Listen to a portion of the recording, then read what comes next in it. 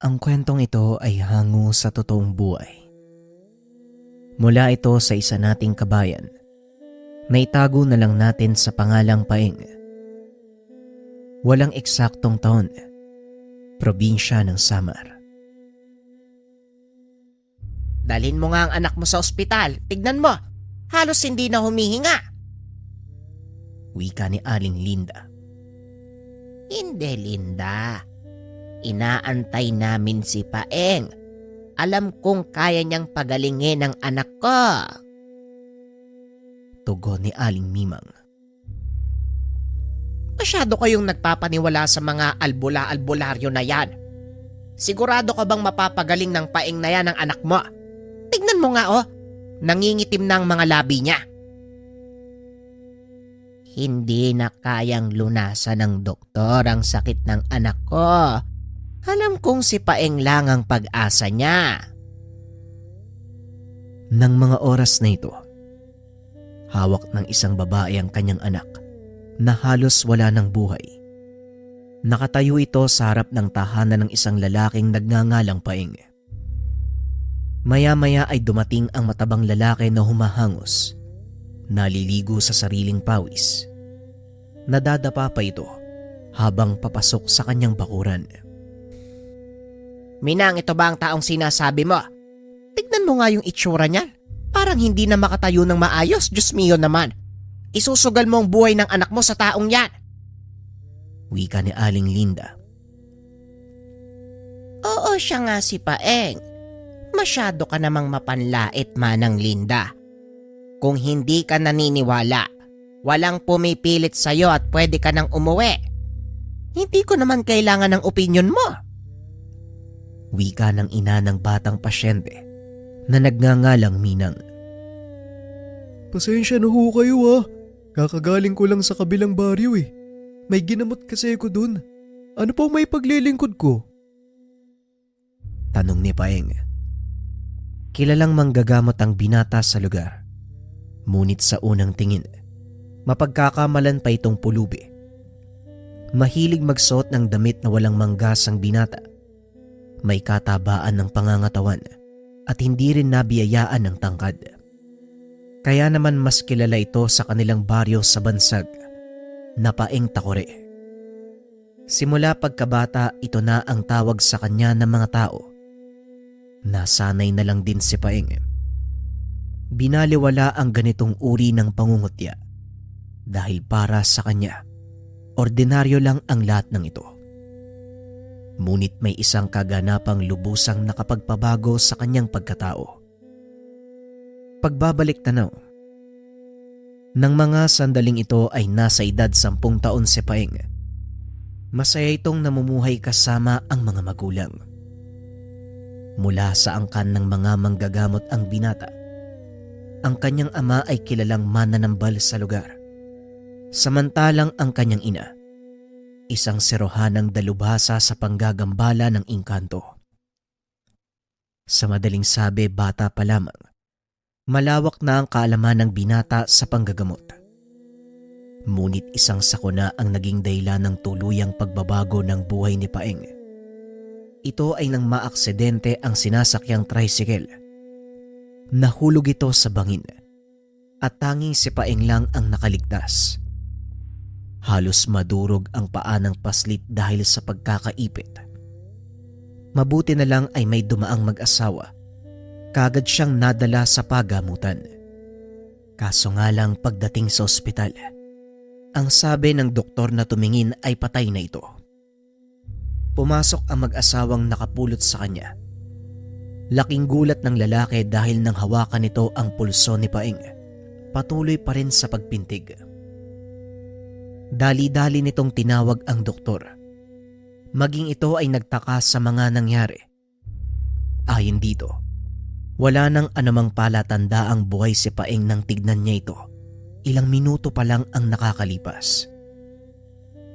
Ilang araw ding nawalan ng malay si Paeng. Nang magising ito, halos hindi malaman ng paslit ang nararamdaman. Lalo na nang nalaman niyang wala na siyang mga magulang. Halos malugmok si Paeng ng mga oras na yun. dahil wala na itong pamilyang uuwian. Lalo pa itong nalugmok dahil na rin sa natamong pinsala. Inako ng mag-asawang nakapulot sa kanya ang responsibilidad ng pangangalaga. Matagal na panahon ang ginugol ni Paeng para pagalingin ang kanyang pilay. Sa ilalim ng pangangalaga ng mag-asawa, nawala ang paungulila ni Paeng sa mga magulang. Lingid sa kalaman nito na may kakaiba sa dalawang matanda. Napapansin niya na palaging umaalis ang mga ito bago maghating gabi at babalik bago sumikat ang araw. Ilang beses nang napansin ni Paeng ang dalawa, hanggang sa nagpa siya itong sundan para malaman ang ginagawa ng dalawang matanda. Bitbit ang kanyang saklay. Sinundan nito ang dalawang matanda. Naglalakad ang mga ito sa gitna ng gubat habang nakasunod mula sa malayo si Paeng. Hanggang sa marating nila ang malawak na kapatagan. Huminto ang mga ito sa harapan ng malaking bato, habang si Paeng naman nakatayo lang sa likod ng isang puno. Pinagmamasdan nito ang ginagawa ng dalawang matanda. Inilabas ng matandang babae ang buhay na manok mula sa dalang bayong. Inabot ito sa matandang lalaki. Bumunot ito ng kutsilyo. Ginilit ang leeg ng manok. Ipinatak ang dugo sa malaking batong nasa harapan nila. Patuloy na nakiramdam ang binata hanggang sa mapansin nito ang pagtitipon ng mga alitaptap. Lumuhod ang dalawa sa harapan ng bato na tila may kung anong inaantay. Ilang sandali pa ang nakalipas. Lumitaw ang isang nilalang na nababalot ng puting liwanag.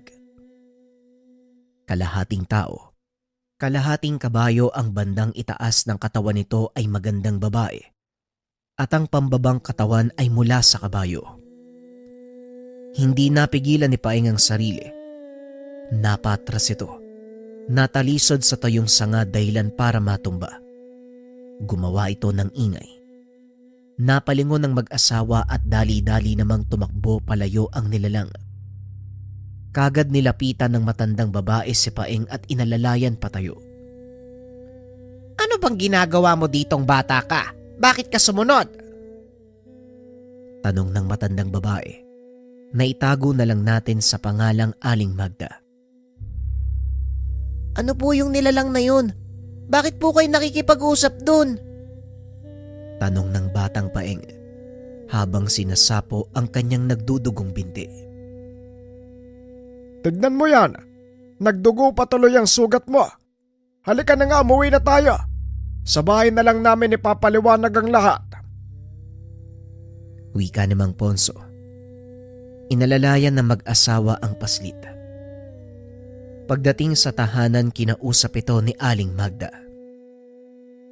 Ang nakita mong nilalang, isang anggitay. Siya ang gabay naming mag-asawa at nagpupunta kami sa kagubatan dahil may mahalaga kaming pakay sa kanya. Pagpapaliwanag ni Aling Magda. Kailingan? Ano naman po yun? At saka ano po ba yung mga anggitay? Tanong ng paslit.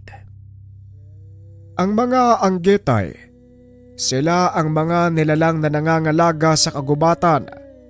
Mga elemental na may kapangyarihang kontrole ng ulan. Tugon ni Mang Ponso. Ibig sabihin po, mga diwata sila? Muling tanong ni Paeng. Sabihin na natin ganon, pero mas mataas sila kaysa sa mga diwata. Sinasabing katumbas ng kapangyarihan ng mga bathala ang sa mga anggitay. Kabilang dito ang kakayahang magpagaling ng anumang sugat o pinsala sa katawan ng isang tao. At yun ang hinihiling namin sa kanya. Pagpapaliwanag ni Mang Ponso. Bakit naman po, Manong? May sakit po ba kayo? Hindi para sa akin ang kahilingang iyon, Paeng. Kung hindi para sa'yo. Gusto naming hilingin sa anggita ang paggaling ng iyong mga binti. Bata ka pa, iho eh. Gusto naming matuklasan mo ang ganda ng mundong ito.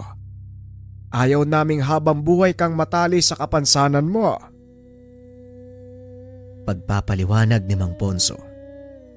Kaso nga lang dahil sa nangyari, baka hindi na muling magpakita sa atin ang kaibigan namin. Wika ni Aling Magda. Ano ka ba naman, Magda? Huwag mong isipin yon. Hindi niya tayo iiwanan. Nagulat lang din si Milang dahil hindi niya inaasahan na naroon pala si Paeng. Pasensya na po kayo Aling Magda. Hindi ko naman po gustong takutin yung kaibigan nyo eh.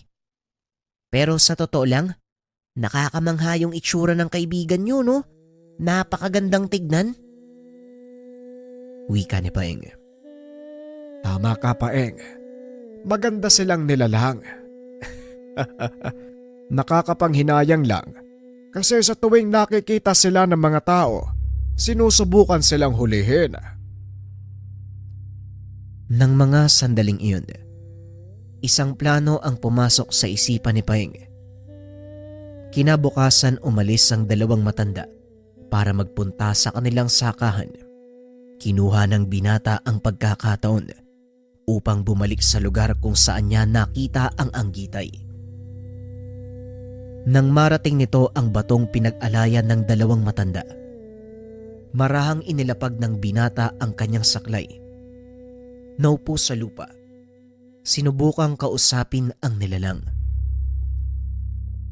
Kung naririnig mo ko, gusto ko sanang humingi ng tawad sa nangyari kagabi. Wala naman ako masamang tangka sa'yo eh. Gusto ko lang malaman yung ginagawa nila Manang Magda, pati na rin ni Mang Ponso. Pakiusap naman humingi ako ng tawad sa'yo. Huwag mo sana silang talikuran. Wika ni Paeng. Alam niya na walang tutugon sa kanya, ngunit nagbakasakali pa rin ito. Marahang tumayo si Paeng upang umalis. Akmang iaangat na sana nito ang kanyang saklay nang biglang mahulog ang ilang pirasong barya mula naman sa kanyang bulsa. Kumalansing ito sa bato at nang dadamputin na sana, biglang nakarinig ang paslit ng yabag ng mga paa ng kabayo. Marahang nag-angat ng tingin si Paeng.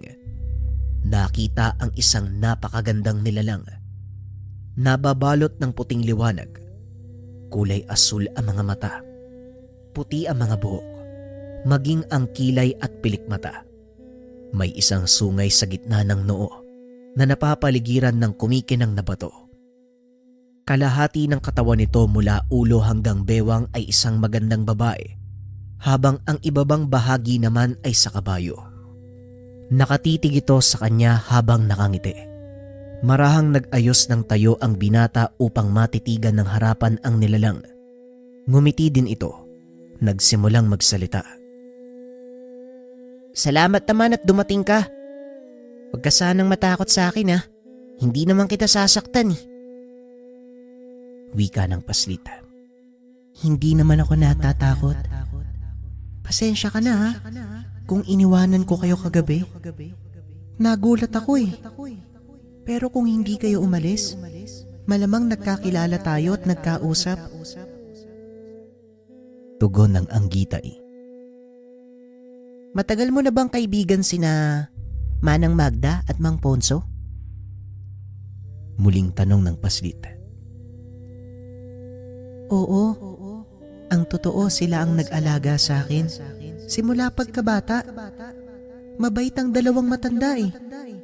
Palagi nila akong dinadalhan ng masarap na pagkain. Lalo na yung paborito kong kakanin. Yung malagkit na matamis. Ano nga bang tawag dun? Tanong ng anggitay. Kasywal itong nakikipag-usap kay Paeng. Hindi na malayan ng paslit na unti-unti nang napapalagay ang kalooban sa nilalang. Suman, paborito ko din yun eh. Hayaan mo, kapag dumalo uli ako, dadalhan kita. Tugon ni Paeng. Inabot ng buong araw ang pag-uusap ng mga ito. Saka na lamang napagtanto ng paslit na papalubog na ang araw nang marinig nito ang huni ng mga kuliglig. Naku, malapit nang magdilim. Delikado ang daanan. Lalo pat hindi ka nakakalakad ng maayos. Ang mabuti pa umuwi ka na. Baka nag-aalala sa'yo ang dalawang matanda. Oo nga eh. Hindi ko napansin maggagabi na pala. O sige Milang ha, mauna na ako. Nga pala Paing ang pangalan ko. Naikwento ka na din sa akin nila Manang Magda. Kaya alam ko ang pangalan mo. Napangiti ang nilalang at kagad nang umalis. Nang maglaho na si Milang, nagpa siya nang umalis ang bata. Pagdating nito sa tahanan ay sinalubong siya ni Mang Ponso. Kitang-kita ang pag-aalala sa mukha nito. Saan ka ba nanggaling bata ka? Alam mo bang nag-alala kami sa'yo? Akala namin may nangyari sa'yong masama. Ano ba naman yan? Wika ni Mang Ponso habang sinasapo ang noo ni Paeng. Huwag po kayong mag-alala Manong, ayos lang po ko. Naglakad-lakad lang po ako dyan sa paligid oh. Nababagot po kasi ako dito sa bahay at isa pa, kailangan din ang katawan ko ng ersisyo. Pasensya na po kung nag-alala kayo ha. Tugon ng paslit. Maya-maya ay dumating na si Aling Magda. Mabilis itong tumakbo at niyakap si Paeng. Mabuti naman at walang nangyaring masama sa'yo. Saan ka ba nagsuot? Bakit ngayon ka lang? Tanong ni Aling Magda. Naglakad-lakad lang po dyan sa paligid. Pasensya na po Manang Magda, hindi na po mauulit. Tugon ni Paeng. Maraming salamat sa Diyos at nakauwi ka ng ligtas. Paeng, hindi mo kabisado ang bahaging ito ng kagubatan. Ay sa susunod malalaman mo rin kung anong ibig kong sabihin. Sa ngayon halika na nga, nang mapalitan natin yung benda sa binti mo. Pagpasok sa tahanan, pinaupo ni Aling Magda si Paeng. Sinimulang tanggalin ang benda sa paa. Nakapikit lang ang paslit ng mga sandaling iyon dahil nasasaktan. Ngunit biglang napatigil sa ginagawa ang matanda. Dahil nang matanggal ang lahat ng benda, wala na itong nakitang sugat sa binti ni Paeng. Mahabaging langit, anong nangyari? Saan nagpunta ang sugat mo, Paeng? Wika ni Aling Magda.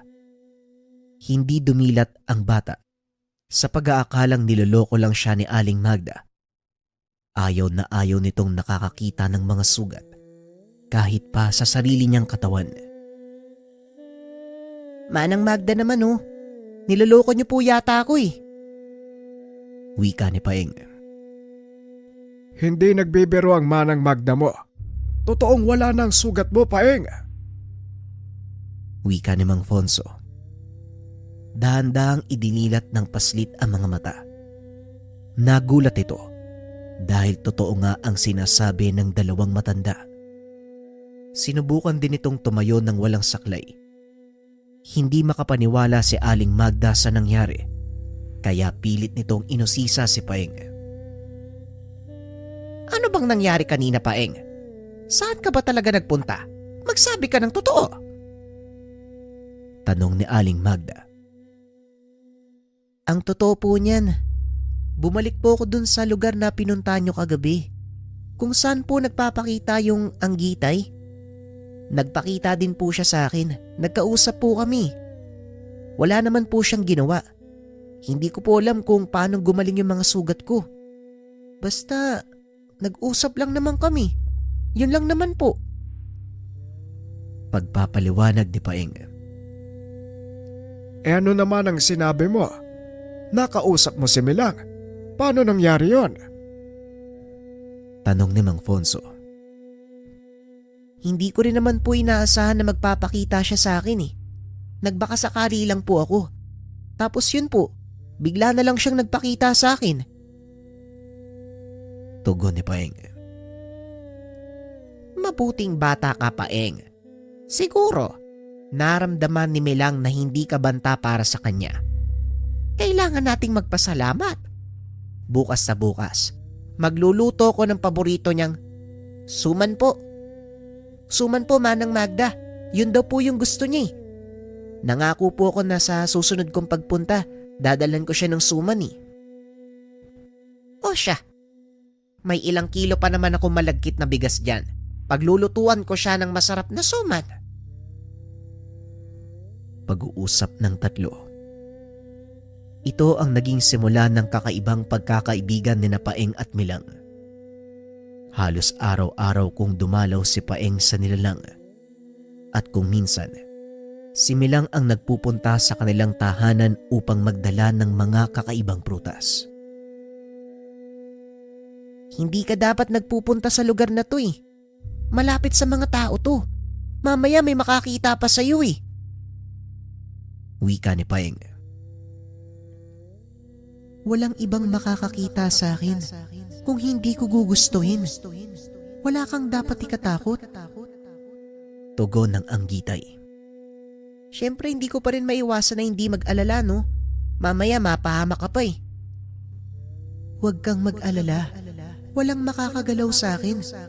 Takot lang nilang maparusahan. Matanong nga kita, Paeng. Ano ba ang gusto mong gawin? Yung pinakapangarap mo ha?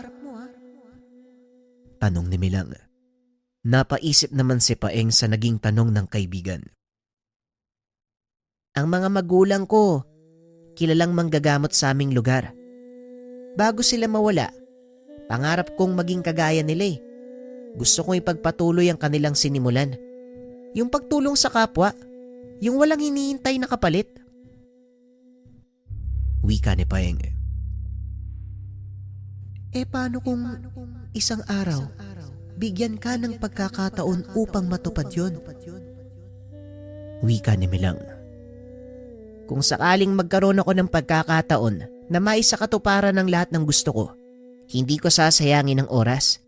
Ilalaan ko yung buhay ko sa pagtulong sa iba. Muling wika ng paslit. Bata ka pa, Paeng. Marami ka pang matutuklasan sa mundo. Pagdating mo sa tamang edad, doon ka magpasya. Saka mo na isipin kung ano talaga ang gusto mong mangyari. Mabigat na responsibilidad ang nakaatang sa balikat ng isang manggagamot. Wika ni Milang. Alam ko yun, Milang. Medyo may isip na ako noon ang gagamot si nanay at tatay. Kaya alam kong ang hirap ng pinagdaanan nila. Kung paano silang nagsakripisyo para sa kapakanan ng iba nang hindi iniisip ang kanilang sarili. Tugon ni Paeng. Kung ganun, buo na ang kalooban mong sundan ng yapak ng iyong mga magulang. Ngunit kapag ginawa mo yun, mawawala ang halos kalahati ng buhay mo. Ang ibig sabihin, ilalaan mo ang buong pagkatao sa pagtulong sa iba. Hindi mo na magagawa ang anumang gugustuhin mo. Wala na ang kalayaan mo bilang normal na tao. Yun ba ang gusto mo? Pagpapaliwanag ni Milang. Ano pa ang magiging silbi ng isang manggagamot? Hindi ba tumulong sa iba? At oo, Milang, buo na ang isip ko. Wala nang atrasan to. Tugon ni Paeng. Ang inakala nitong normal na pag-uusap, isa palang pagsubok mula sa elemento.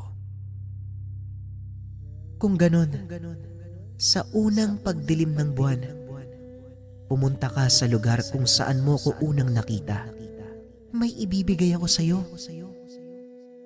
Wika ng dalagang elemento. Matapos ay mabilis itong tumakbo papasok ng kagubatan. Inantay ni Paeng ang unang pagdilim ng buwan. Nagpaalam na rin ito sa dalawang matanda. Pumayag naman ang mga ito. Mag-iingat ka. Gaya ng sinabi ni Manang Magda mo, hindi lang mga mababangis na hayop ang gumagala sa gubat sa oras ng gabi. Lalo na't unang pagdilim ng buwan. Malakas ang puwersa ng mga engkanto sa paligid. Pagpapaliwanag ni Mang Ponso. Dalhin mo ang itak na ito, Paeng. Para kahit papano may pagtanggol mo ang iyong sarili. May basbas ang sandatang yan. Ngunit bago ka tuluyang pumasok sa teritoryo ni Milang, iwanan mo ito sa labas. Dahil hindi ka maaaring magdala ng anumang sandatang gawa ng tao doon sa lugar. Wika ni Aling Magda. Maraming salamat po sa inyong dalawa, Manong. Manang, sige po mauuna na ako. Baka nag-aantay na sa akin si Milang eh. Pagpapaalam ng paslit. Hindi mawari ng dalawang matanda kung paano silang napapayag ng isang bata na hayaan itong pumunta sa kagubatan ng mag-isa. Ano bang nangyari? Bakit pinayagan mo si Paeng? Tanong ni Mang Ponso. Abay, bakit ako ang tinatanong mo? Ikaw tong kumakausap sa kanya. Pero hayaan mo na. Hindi naman siya papabayaan ni Milang. Tignan mo nga naman. Sinong mag-aakalang magiging mabuting magkaibigan ng dalawang magkaibang nilalang? Tadhana ang tawag doon, Ponso. Hala sige, maglinis ka ng katawan mo nang makapagpahinga na tayo. Paniguradong bukas na makakauwi si Paeng. Pag-uusap ng dalawang matanda. Samantala, patuloy na naglalakad si Paeng papasok sa kagubatan. At nang marating nito ang kapatagang teritoryo ni Milang, inilapag nito ang dalang itak. Wala doon ang nilalang, kaya naman nag-antay ang paslit. Naglabasan ang mga alitaptap. Nagpaikot sa malaking bato. Nagsilbing liwanag sa madilim na gabi ang ilaw ng mga ito.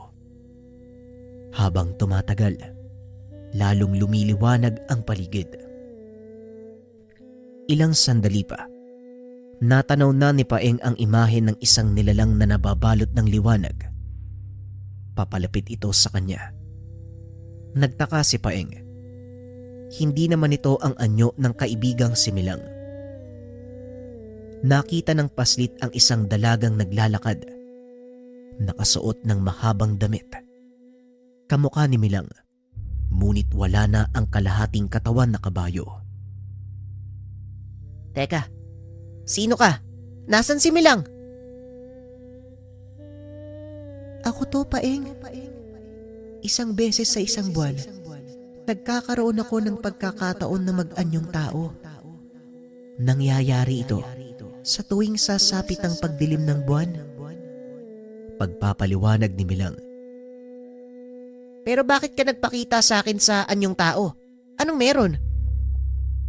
Yun ay sa kadahilan ng may nais akong ibigay sa'yo. Hindi ko yun magagawang ipagkaloob kapag ako ay nasa totoong anyo. Ang aking pagkakatawang tao, isang palatandaan na ganap na ang aking kapangyarihan. Kaya magagawa ko kung ano man ang naisin ko nang walang pumipigil sa akin. Tugon ni Milang. Bakit ba? Ano ba yung gusto mong gawin? Kailangan mo pang antayin yung pagiging ganap ng kapangyarihan mo. Muling tanong ni Paeng. Ngumiti si Milang at lumapit sa kanya. Dahil mas matangkad ang dalaga, lumuhod ito upang magpantay sila ni Paeng. Sabay lagay ng kanyang kamay sa dibdib ng paslit. Napakabuti mong tao. Malinis ang iyong hangarin. Sa kabila ng sakit na dinanas mo, hindi nito natakpan ang kabutihang nasa puso mo. Kaya nais kong ipagkaloob sa iyo ang kapangyarihan kong magpagaling ng kahit anong karamdaman. Tanggapin mo, Paeng, ang kamay ng bathala. Wika ni Milang. Biglang nagliwanag ang paligid. Nakaramdam si Paeng ng kakaibang init na nagmumula sa palad ng kaibigan. Nakatitig lang ito sa kanya habang nakangiti. Ilang sandali pa ay biglang nabalot ng matinding liwanag ang katawan ni Milang. Napapikit si Paeng dahil nakakasilaw ang presensya ng kaibigan. Ilang sandali pa ang nakalipas. Humupa na ng bagya ang liwanag. Unti-unting nagmulat ang mga mata ni Paeng. Nakita nitong nagbalik na sa dating anyo ang kaibigan. Ayan, mas ayos yan. Mas komportable ako makipag-usap sa'yo sa ganyang anyo eh. Pero ano bang ibig mong sabihin? Ano ba ang binigay mo sa akin, Milang? Kamay ng bathala? Para sa naman yun? Tanong ni Paeng. Tignan mo ang mga palad mo, Paeng. Ang mga kamay mo may kakayahang magpagaling ng anumang uri ng karamdaman. Ngunit mag-iingat ka dahil kaakibat din ito ang kakayahang manakit. Tugon ni Milang. Bakit mo pinagkaloob sa akin ng ganitong uri ng kakayahan? Ito ay isang regalo mula sa mga bathala, Paeng. Pagsasakatuparan ng iyong kahilingan na maging isang ganap na manggagamot at may pagpatuloy ang adhikain ng iyong mga magulang. Nagawa kong masilip ang iyong nakaraan. Nakita kong hindi ka nagsisinungaling. Kaya hindi ako nagdalawang isip na ipagkaloob sa iyo ang kapangyarihang ito. Ingatan mo ang kakayahan na yan. Gamitin sa tamang paraan. Wika ni Milang. Matapos ay unti-unting naglaho ang nilalang. Nagpa siya ang bata na umuwi na ng tahanan. Hindi na nito namalayan ang takbo ng oras. Pasikat na ang araw nang dumating ito sa tahanan ng dalawang matanda. Simula ng araw na yon, unti-unting nagbago ang buhay ng takbo ng bata. Tila kusang lumalapit ang mga tao sa kanya para magpagamot. Sa paglipas ng mga taon, naging ganap na kilala si Paeng sa bayang iyon, lalo pa nang natuklasan na anak siya ng dalawa sa pinakamahusay na manggagamot. Balik tayo sa kasalukuyan. Hinarap ng binata ang pasyente. Nakitang halos patay na ito. Inutusan ni Paeng si Aling Minang na ihiga ang paslit sa mahabang upuan. Hinawakan ni Paeng ang kamay ng paslit. Nagbulong ito sa kanyang tenga. Gumising ka na. Nag-aantay yung nanay mo. Nag-aantay ang mundo sa'yo. Wika ni Paeng. Matapos ay tumayo ito at naglakad papunta sa kusina. Dinig nito ang pangungutya ni Aling Linda. Anong nangyari? Nagamot niya ba yung anak mo, Minang? Sinasabi ko na nga ba nagsasayang ka lang ng oras dito. Wika ni Aling Linda. Maya-maya ay bumalik ang binata. Meron siyang dalang isang baso ng tubig. Muling naupo sa tabi ng hinihigaan ng paslit. Meron po ba kayong dalang paboritong pagkain ng anak nyo, Aling Minang? Tanong ni Paeng. Ay nako, Paeng. Wala Pero sandali. Kukuha ko ng makakain sa bahay. Tugon ni Aling Minang. Naku manang, hindi na po. Antayin nyo na lang. Anumang oras magigising na ang anak nyo. Makakauwi na ho kayo. Muling wika ni Paeng.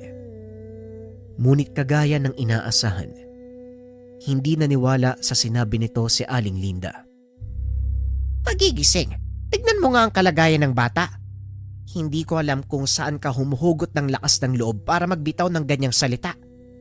Kung sa bagay, kayo mga binata ngayon, wala nang pakialam sa mararamdaman ng mga taong niloloko nyo. Bilisan mo na, Minang. Dali natin sa ospital ang anak mo. Tugon ni Aling Linda. Ngunit mariin itong pinigilan ng binata. Huwag niyo po siyang gagalawin. Hayaan niyong bumangon ng bata. Alam kong wala kayong tiwala sa mga sinasabi ko. At hindi ko naman kayo pinipilit na maniwala Ngunit kung aantayin niyo, kayo mismo makakapagpatunay ng lahat ng sinasabi ko ay totoo. Wika ni Paeng. Ilang sandali nga ang nakalipas. Ikinilos ng bata ang kamay. Dahan-dahang nagmulat ng mata. Pinilit nitong magsalita. Ang unang katagang lumabas sa bibig nito. Tubig. Paingi po ng tubig. Napatakip ng bibig si Aling Minang. Hindi nito akalaing mabubuhay pa ang kanyang anak. Isa itong himala. Paeng, hulog ka talaga ng langit. Wika ni Aling Minang. Pananalig niyo po ang nagpagaling sa inyong anak. Ako po ay naging kasangkapan lamang para maisakatuparan ang inyong kahilingan. Kaya wala po kayong dapat ipagpasalamat sa akin. Wika ni Paeng. Anong klaseng kademonyohan yan? Paano mong nabuhay ang patay? Siguro sumasamba ka sa demonyo. Pinagpalit mo ang kaluluwa mo. Wika ni Aling Linda. Napangiti na lang si Paeng sa mga sinasabi nito. Nasa inyo po kung anong gusto niyong paniwalaan. Hindi ko naman ho kayo pipiliting maniwala sa akin. Sige na, Aling Minang. Wala na po kayong dapat alalahanin. Magaling na po ang anak niyo. Tugon ni Paeng. Matapos magpasalamat ng matanda, nagpaalam na ang mga ito. Hindi pa rin tumigil si Aling Linda sa pagsasabi ng kung ano-ano tungkol sa nangyari.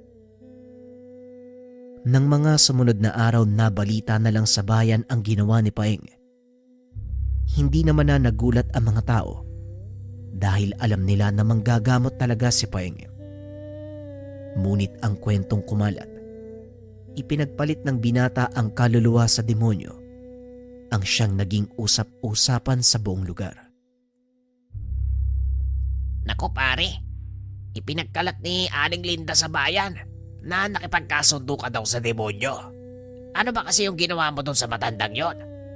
Alam mo namang masyadong makati ang labi nun. Wika ng kaibigan niya na ang pangalan ay Dagul. Wala naman akong ginawa sa kanya, Dagul. Hindi lang nauunawaan ni Aling Linda ang mga nangyayari. Hindi ko rin siya masisisi. Sino nga ba namang hindi magugulat lalo na't biglang nabuhay ang isang batang halos patay na? Tugon ni Paeng. Kung sa bagay, tama ka nga naman pare. Pero magiging malaking problema yan.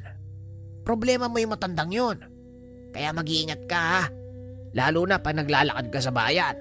Siguradong ikaw ang magiging sentro ng atensyon ng lahat. Wika ni Dagul. Hindi nga ito nagkamali. Pagsapit ng hapon habang naglalakad ang binata sa bayan, nilapitan ito ng dalawang lalaki.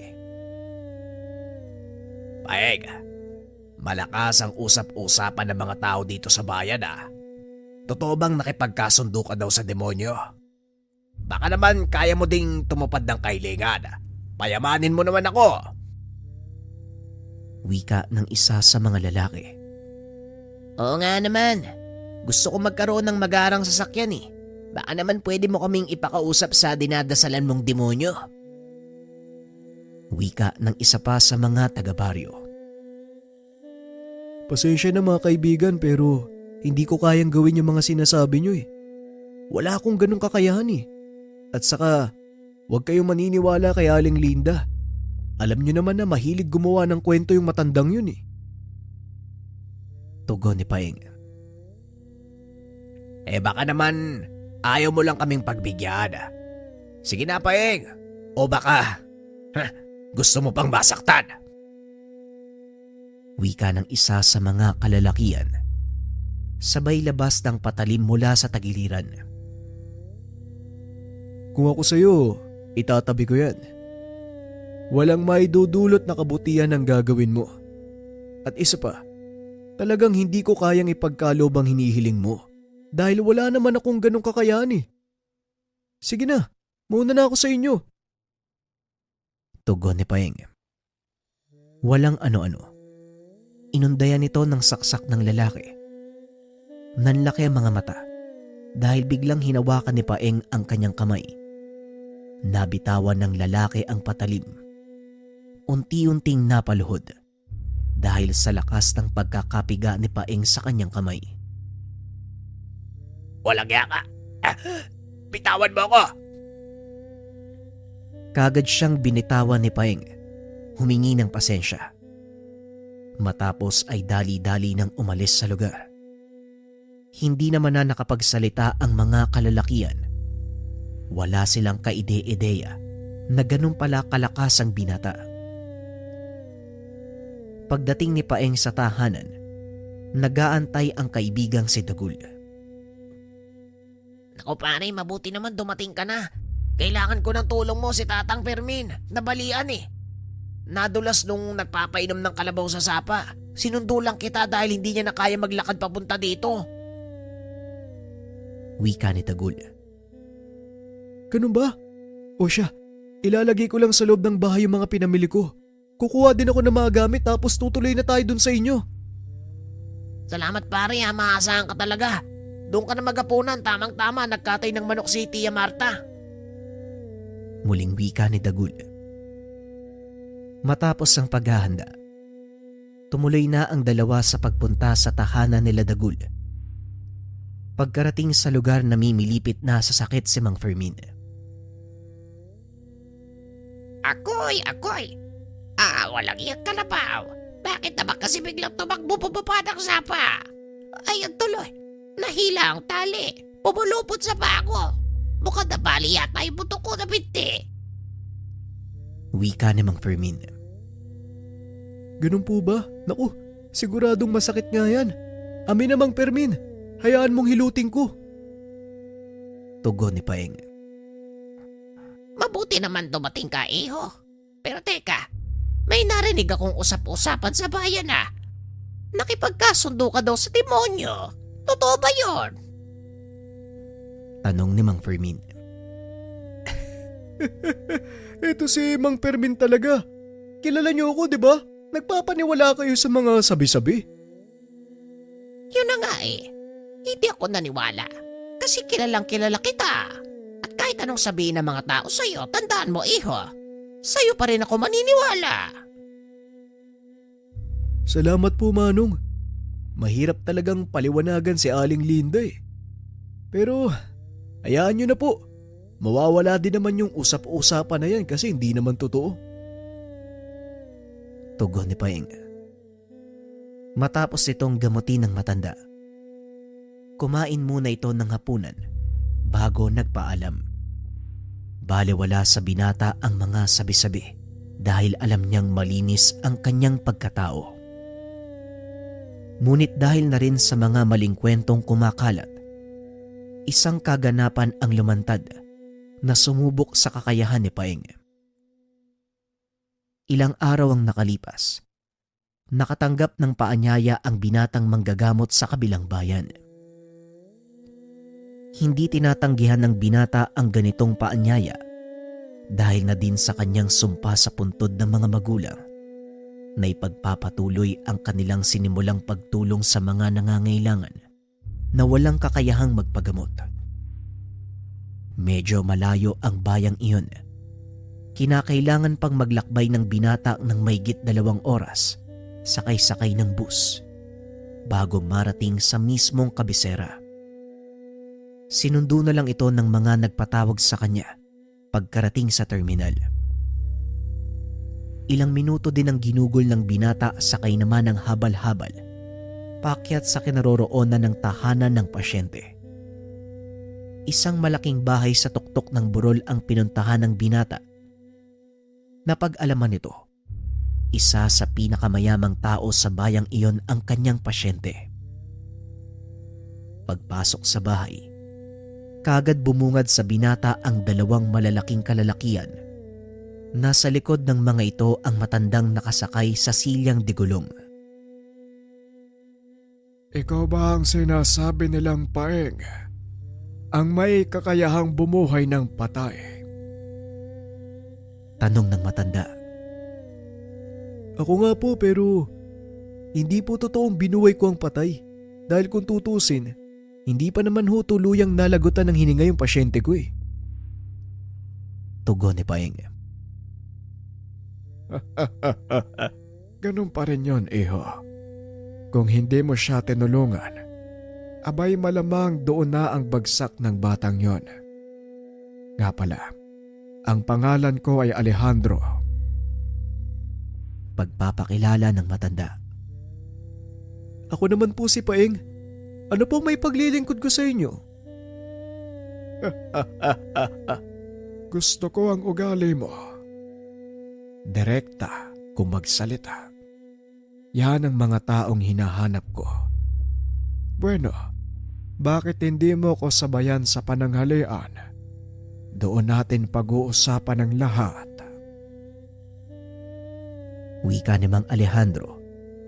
At habang nasa hapagkainan, ipinaliwanag ng matanda ang kanyang pakay. Ayon dito, nakarating na sa kanila ang tungkol sa ginawa ni Paeng, maging ang usap-usapan na nakipagkasundo ang binata sa demonyo para magkaroon ng kapangyarihang magpagaling ng anumang karamdaman.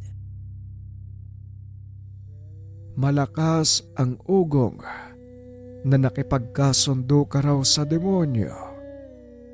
Pero hindi yan ang dahilan kung bakit kita inanyayaan sa aking tahanan. Kung tapos ka ng kumain, halika. Sumunod ka sa akin at ipapakita ko sa iyo ang sinasabi ko.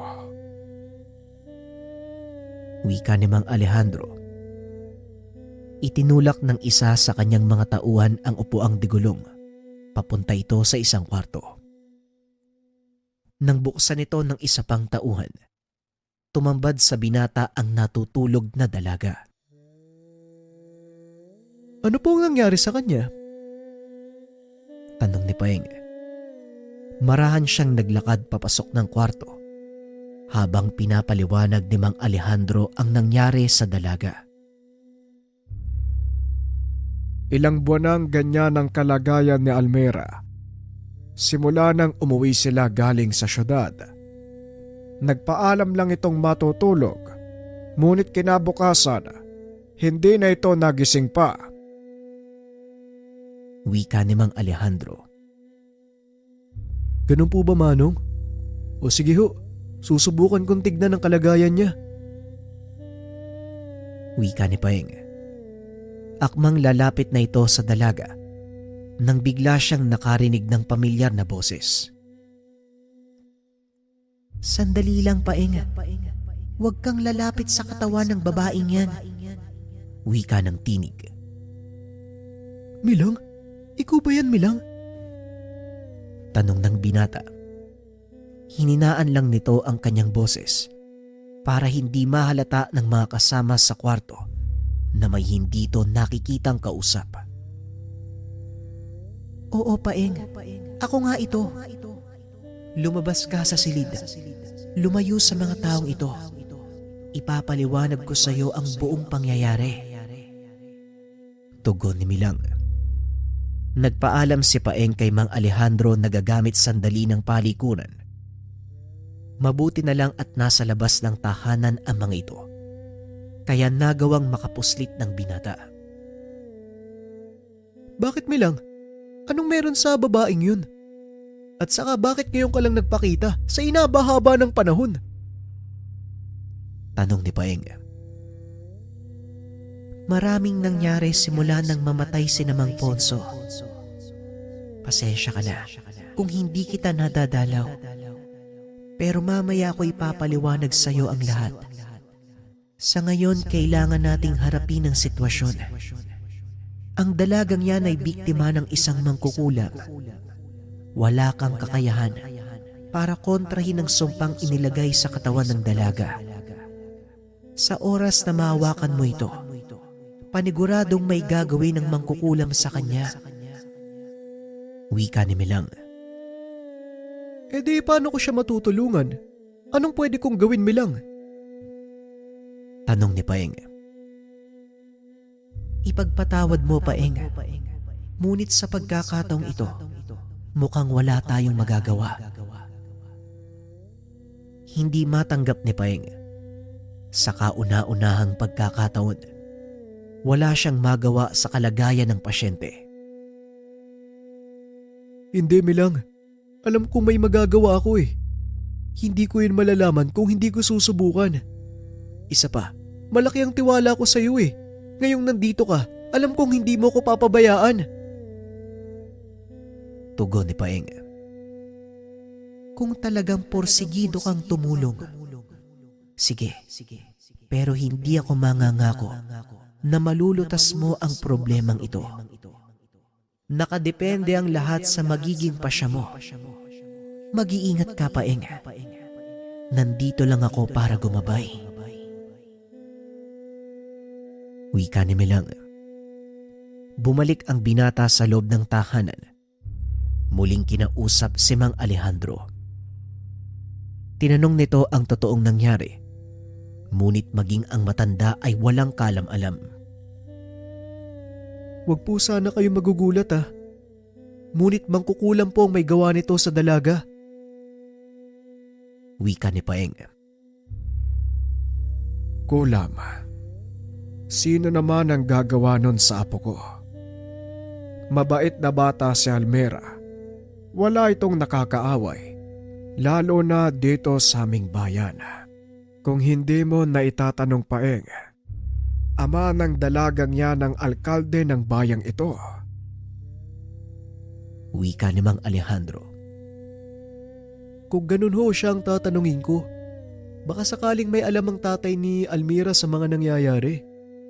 Kasi hindi naman kikilos sa mga mangkukulam nang walang sapat na dahilan Tugon ni Paeng. Dali-daling ipinatawag ni Mang Alejandro ang ama ni Almira. Ilang sandali lang ay dumating na ang alkalde. Bahagya pa itong nagalit dahil nasa kalagitnaan siya ng pakikipag-usap sa isang kapitalista sa bayan. Papa, mahalaga ba ang pakay nyo sa pagpapasundo sa akin? Nasa kalagitnaan ako ng pakikipag-usap sa potensyal na mamumuhunan sa bayan. Wika ng alkalde. Oo, Ramon. Tungkol ito sa buhay ng iyong anak. Nagpatawag ako ng manggagamot mula sa kabilang baryo. May ilang bagay siyang nais itanong mula sa iyo. Wika ni Mang Alejandro. Ilang beses na natin itong napag-usapan, Papa. Bakit hindi mo pa rin mabatanggap wala na si Almera? Hindi na siya magigising. Milyon na ang nagastos mo sa pagpapagamot sa kanya. Pero anong nangyari? Ayan, tignan mo. Lantang gulay pa rin siya. Wika ni Ramon. Dito na nag-init ang ulo ni Paeng.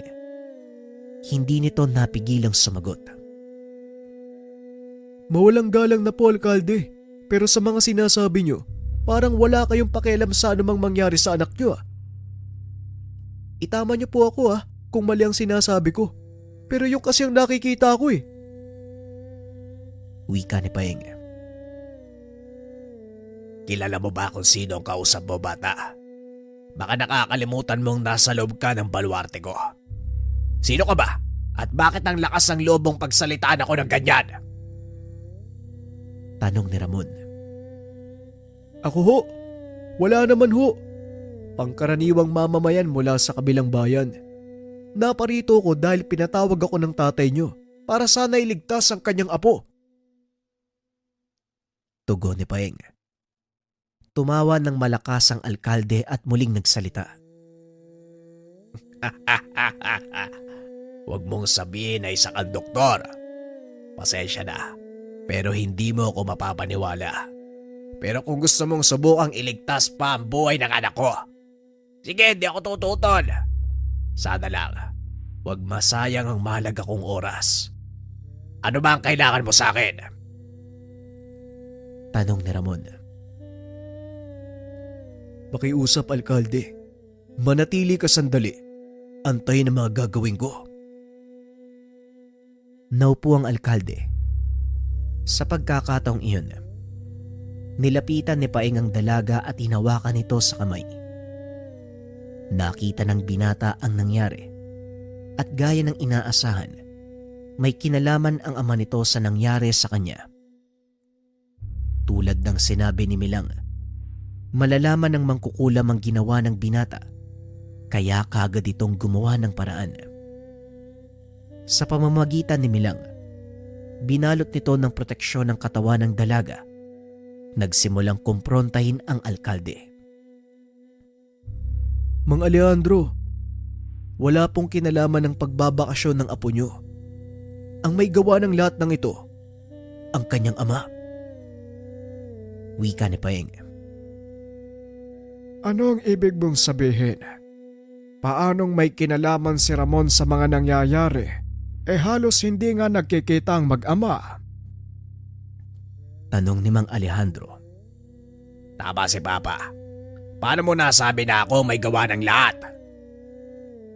Isang tulay ang ginawa sa gawing silangan ng bayang ito na siyang magduduktong sa kabilang baryo at sa kabisera. Nakipagkasundo ka sa isang itim na serohana upang isagawa ang pag-aalay ng kaluluwa. At dahil sa ayaw mong mawala ang proyektong ito, inalay mo ang buhay ni Almira. Buhay ng sarili mong anak. Nanlaki mga mata ni Ramon dahil sa sinabi ni Paeng. Hindi nito akalaing lalabas ang katotohanan. Ngunit patuloy pa rin siyang nagmaang-maangan. Pasensya na, pero hindi totoo ang sinasabi mo. Wala akong alam sa nangyayari sa anak ko. Wika ni Ramon. Hindi nagsalita si Mang Alejandro. Sa halip ay si Paeng ang hinayaan nitong kumausap sa alkalde. Hindi ka makakapagsinungaling sa balintataw ng mga anggitay. Kaya kung ako sa iyo, alkalde, aminin mo na ang katotohanan at sabihin sa amin kung sinong itim na serohana ang binayaran mo para gawin ang bagay na ito sa anak mo. Tugon ni Paeng. Huwag mo akong kulitin dahil wala akong kinalaman sa mga nangyayari. Wika ni Ramon. Sa kanang bulsa mo, may nakatuping papel. Dukutin mo at basahin sa harapan ng iyong ama. Wika ni Paeng. Laking gulat ng alkalde dahil nalaman ng binata ang tinutukoy nitong papel. Ito ang mismong listahan ng mga gamit na kakailanganin ng isang mangkukulam sa pag-aalay ng kaluluwa. Ito ba? Resibo lang to ng pinamili ko sa bayan. Mga gamit sa opisina. Wika ni Ramon. Hindi ko alam na kailangan pala ng opisina mo. Tapol na luya? Itim na tawas? Magsabi ka ng katotohanan, alkalde. Wala namang uusig sa'yo eh. Alam kong may dahilan ka kung bakit mo ito ginawa. Ang pagkakamali mo lang, sarili mong anak ang nagdudusa. Tugon ni Paeng. Napayuko na lang ang alkalde. Inilapag ang kaperasong papel na ibinigay sa kanya ng mangkukulam.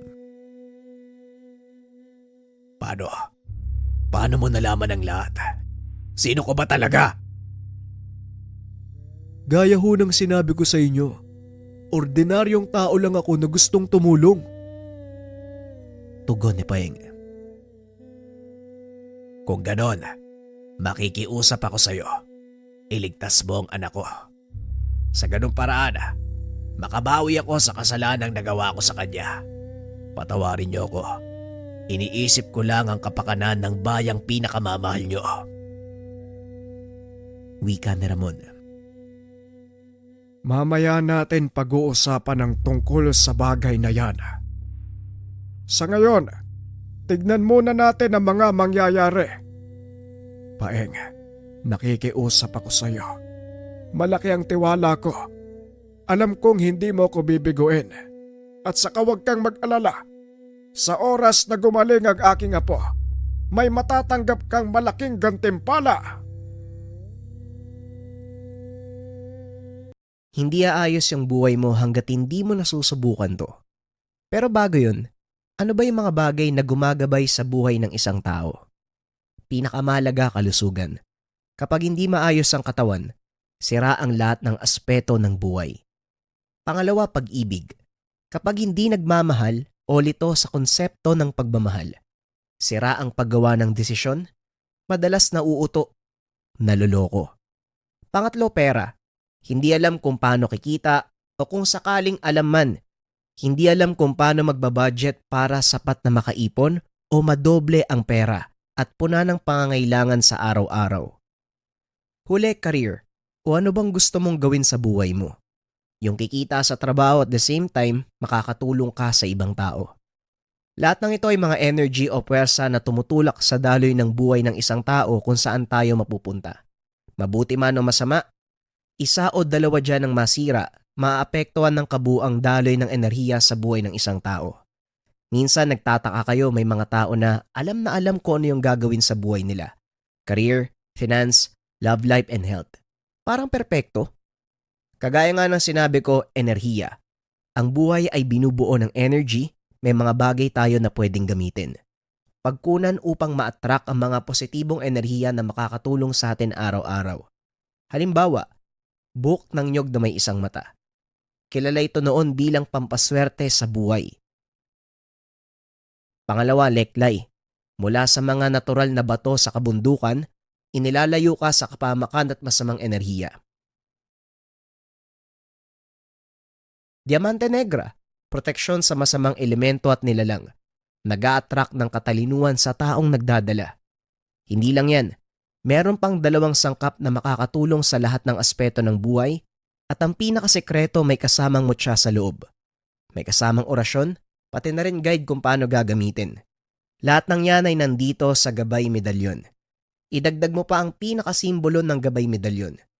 Kilala at ginamit na ng ating mga ninuno nung unang panahon na gabay sa paglalakbay patungo sa pagtuklas ng buhay. Isang produkto, sasagot sa 4 na problema. Career, health, love, and finance.